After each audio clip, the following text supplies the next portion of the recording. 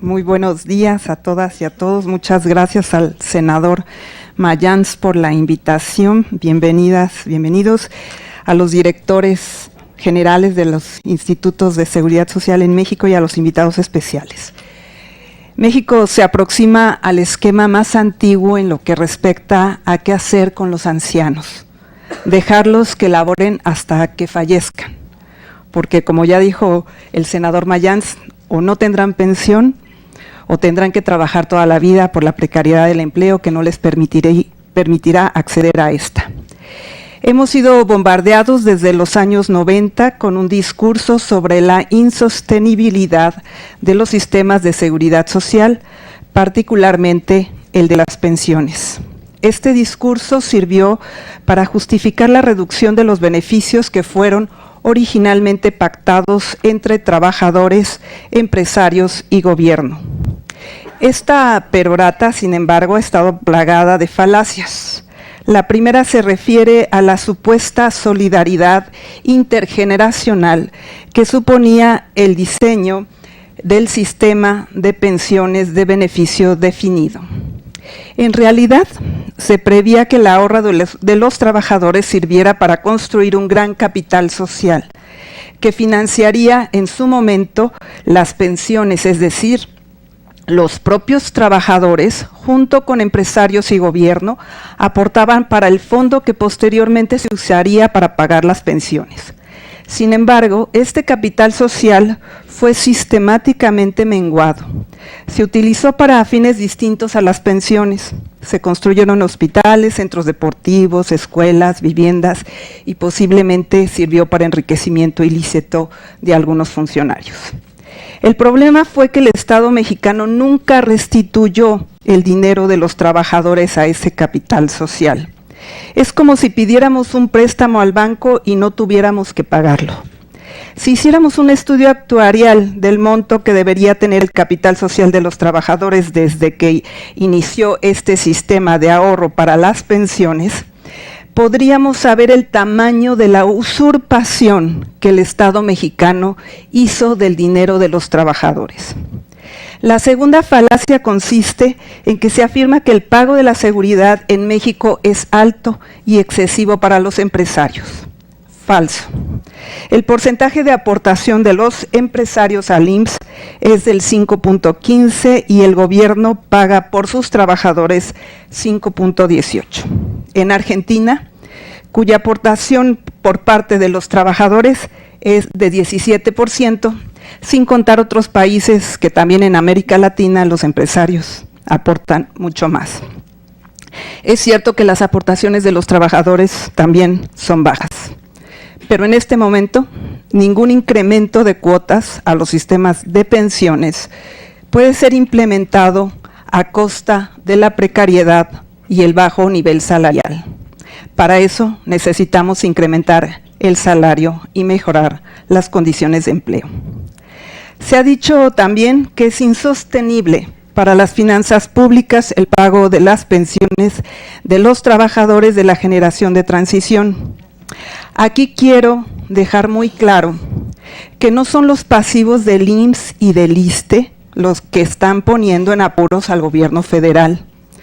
La mayor deuda contraída por parte del gobierno federal es con Pemex, Comisión Federal de Electricidad y demás empresas en proceso de liquidación como Banrural, Ferronaves, etc.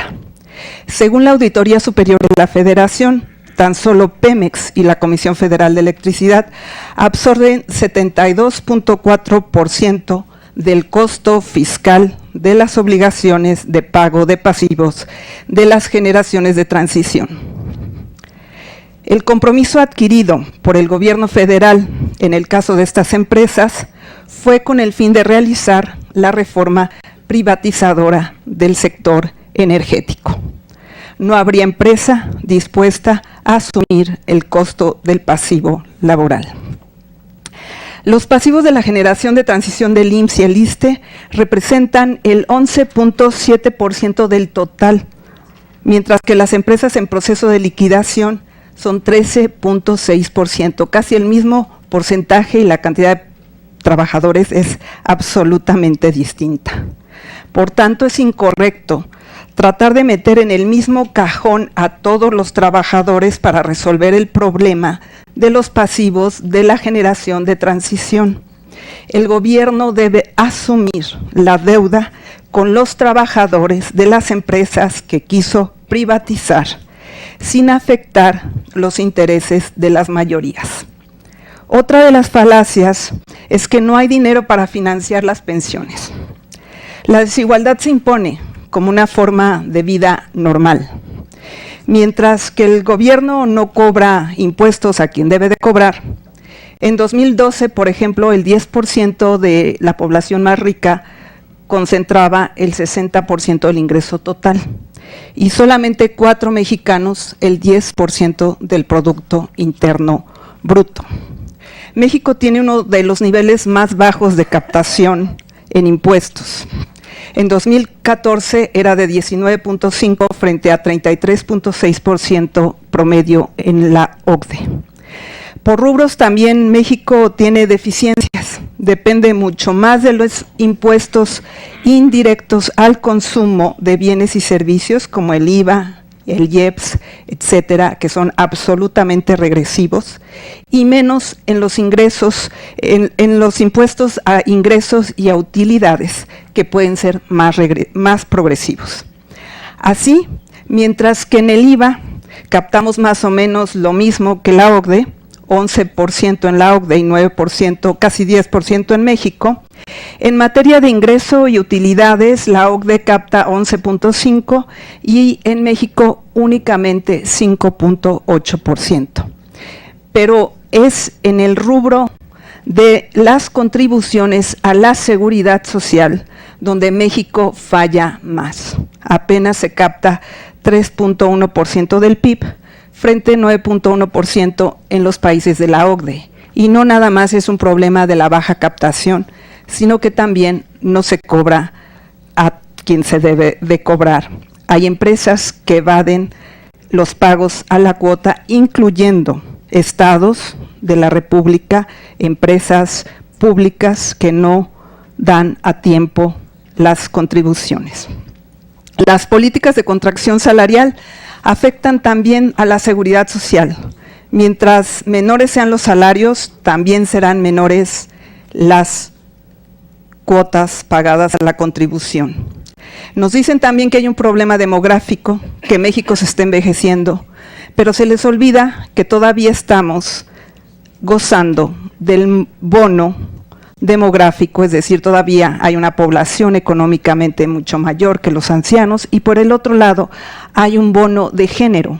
Las mujeres estamos participando en mayor proporción en el mercado de trabajo y ese bono no lo hemos aprovechado.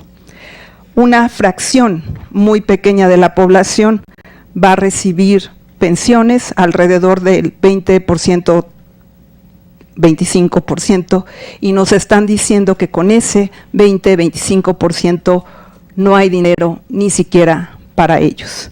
Quienes reciben las llamadas pensiones no contributivas son las personas más pobres, efectivamente tienen la mayoría rostro de mujer y son muy, pero extremadamente pobres.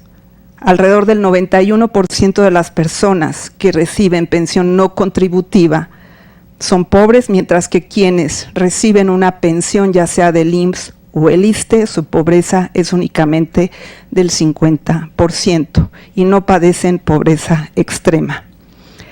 Es una, también otra mentira hablar de la sostenibilidad del sistema de pensiones, de lo que se llama el sistema de reparto. La insostenibilidad no puede ser un argumento que se aplique a estos sistemas, como tampoco el de cuentas individuales. El de cuentas individuales es simple y sencillamente un sistema de ahorro en donde estamos pasando dinero presente al futuro, pero no es un sistema de pensiones. No están cumpliendo su labor social de ser verdaderamente un ingreso que permita a los trabajadores vivir austera pero dignamente al final de sus días. El modelo que estamos promoviendo en México es el mismo, como ya dijo el senador Mayans, que en Chile, y de cuentas individuales ha causado una fuerte confrontación social en los años recientes por las magras pensiones a las que se están teniendo derecho. Una crisis social similar a la chilena se avecina para México si no se corrige el rumbo. Ya la Auditoría Superior de la Federación y otros actores han reconocido que bajo el modelo del sistema de cuentas individuales es imposible alcanzar pensiones dignas para la mayoría de la población. Cuanto antes se corrija y se haga un consenso académico y político que establezca que el sistema de cuentas individuales no es la solución para el logro de pensiones inclusivas y suficientes, con mayor premura podremos trabajar para transitar hacia modelos de pensiones que permitan contribuir al bienestar de la sociedad. Muchas gracias.